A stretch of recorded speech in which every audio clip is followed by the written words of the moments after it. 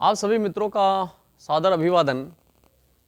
मैं डीपी जोशी, थार रेगिस्तान की हिस्से से बीकानेर से डीपी जोशी यहाँ पर आपके सामने निवेदन कर रहा हूँ। मैं जिस स्थान पर खड़ा हूँ, यहाँ पर कई सारे बीकानेर के राजा महाराजा जो हैं वह विश्राम कर रहे हैं।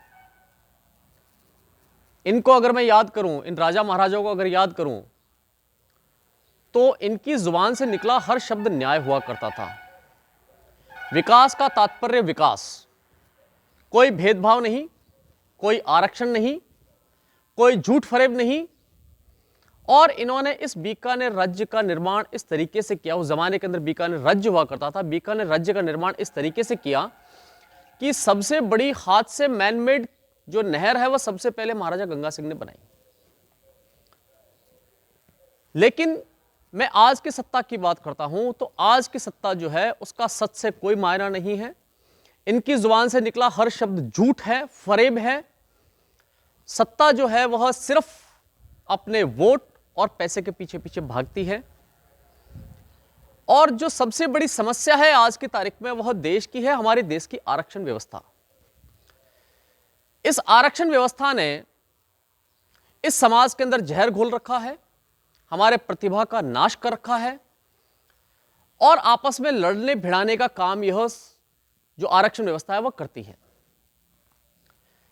इतिहास के पन्नों को जिस तरीके से बदल बदल के, उलट पुलट करके और इसका मिस इंटरप्रिटेशन करके जिस तरीके से फेंका जा रहा है बाजार के अंदर, उस तरीके से इस समाज के अंदर जो जहर फैल गया है, ना तो आरक्षण व्यवस्था की सही तरीके से उन तक लोगों तक पहुंच रहा है, ना ही इसके साथ साथ में समाज के अंदर समरसता बन पा रही है। इस आरक्षण की व्यवस्था को लेकर पिछले 70 सालों में क्या प्रोग्रेस हुई है, कितने लोगों को लाभ मिला है, आज की तारीख में इसका कोई ब्यौरा सरकार के पास में नहीं है। लेकिन हमारे लोग, हमारे सवर्ण जो हैं वह आज भी इन नेताओं के तलवे चाटने में लगे हुए हैं, क्योंकि हमें क्षणिक लाभ मिलता है, हमारा ट्रांसफर हो गया, हमें ठेका मिल गया। लेकिन हम ये नहीं देख रहे हैं कि हमारे समाज को किस तरीके से खोखला किया जा रहा है। यह बहुत मुख्य मुद्दा है हमारा आज की तारीख में। इस ब्राह्मण समाज को और इस राजपूत समाज को एकजुट होने में सबसे बड़ी समस्या आ रही है, क्योंकि हमारे समाज के लिए बोलने के लिए हमारी जीभ के अंदर गांठ पड़ती है। और दूसरी बात ये, जो समाज के लिए बोलता है उसको आज की तारीख में नया वर्ड है कि राष्ट्रवादी नहीं, उसको घोषित कर दिया जाए। मैं कहता हूं राष्ट्रवादी तो वे लोग नहीं हैं जो कि आरक्षण जीवी हैं। वाकई में अगर देखा जाए तो परजीवी वो हैं जो हमारे टैक्स के पैसे पे पनप रहे हैं, हमारी प्रतिभाओं का हनन करके उनको पनपाया जा रहा है। यह सबसे बड़ा दुख है कि हमारे समाज की जो प्रतिभाएं हैं उनकी आज की तारीख में कोई कीमत है ही नहीं। हमारे क्वालिफिकेशन की कीमत नहीं है, हमारे इंटेलेक्चुअल की कीमत नहीं है। उन सबको हमने धत्ता बता दिया आरक्षण व्यवस्था के कारण, क्योंकि हमने उससे एक वोट पाना है। वह हमारा एक बहुत बड़ा वोट बैंक है, सत्ता का बहुत बड़ा वोट बैंक है। वहां ब्राह्मण समाज और राजपूत समाज को जितनी गालियां निकाली जा रही है मनुवाद के नाम के ऊपर, अगर देखा जाए तो आज की तारीख में मनुस्मृति किसने देखी? लेकिन नहीं, चूंकि समाज के अंदर जहर फैलाना है और हमें जो है वह ब्राह्मणों को इस देश के अंदर जो है, जिनका कि इतिहास बड़ा स्वर्णिम रहा है, जो कि स्वाभिमानी रहा है, जिसने कि बहुत सारे देश के उत्थान में सहयोग किया है, जिसने भारत का जो हमारा पहला स्वतंत्रता आंदोलन जो मंगल पांडे ने स्टार्ट किया वह भी ब्राह्मण था। इस चीज को भी सरकार समझने को तैयार नहीं है। अब इस सरकार को कैसे समझाया जाए, इसके लिए आपको और हमें मिलकर ही कार्य करना पड़ेगा। इन इतिहास के पन्नों के साथ में जो छेड़छाड़ करके जिस तरीके से इन इतिहास के पन्नों को कुरेद कुरेद कर हमारे समाज का नुकसान किया जा रहा है, यह सर्वथा गलत है। मैं कहता हूं उन समस्त नेताओं से, उन सत्ताधारी लोगों से कि आप समाज के अंदर फूट मत डालिए। आप इस आरक्षण व्यवस्था को इस तरीके से करिए कि समाज के हर तबके के पास से पहुंच जाए।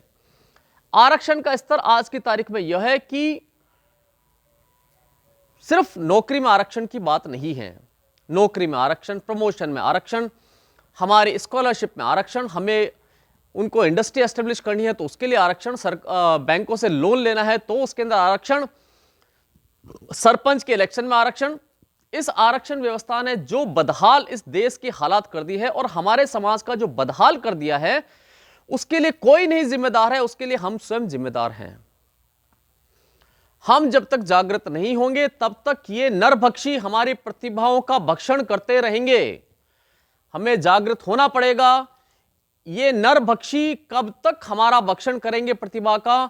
मैं आप लोगों से कहता हूं कि इन नरभक्षियों का विरोध करिए, इस नरभक्षी सरकार की नीतियों का विरोध कीजिए, ताकि हमारा समाज भी पनप सके, हमारे बच्चे नौकरी लग सके, हमारा उत्थान हो सके, हमें समानता मिल सके। आज की तारीख में हम समान स्तर पर नहीं हैं।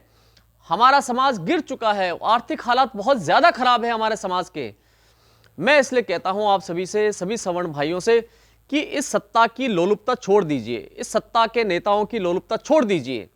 आप अपने स्वयं के मुद्दों को बनाइए कि आपका स्वयं का मुद्दा क्या है, इसके ऊपर ही हमारा उत्थान हो सकता है। अन्यथा हम तलवे चाटते रहेंगे, हम किसी का हाजिरी भरते रहेंगे, जब तक कि हमारा समाज का उत्थान नहीं होगा। ये आरक्षण व्यवस्था जब तक बदलाव नहीं आएगा तब तक हमारे समाज का उत्थान नहीं हो सकता है।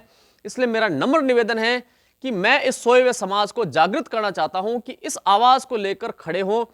जो भी इस आवाज को लेकर खड़ा होता है उसके साथ में आप खड़े होइए, ताकि हमारे समाज का उत्थान हो सके। चाहे कोई भी सवर्ण जाति का हो, चाहे कोई भी आरक्षित वर्ग का हो।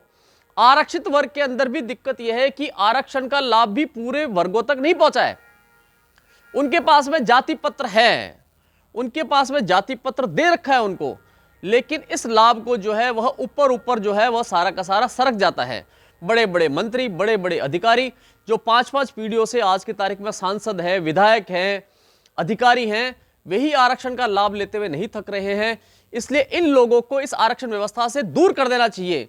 यह आरक्षण व्यवस्था मेरे गली का जो सफाई कर्मी उसको मिलनी चाहिए, यह आरक्षण व्यवस्था उसको नहीं मिल रही है। और दूसरी रही भेदभाव की बात, हमारे समाज ने भेदभाव कभी नहीं किया है, और आज की तारीख में अगर भेदभाव होता है तो मैं उसका विरोध करता हूं, और समाज का हर व्यक्ति उसका विरोध करता है।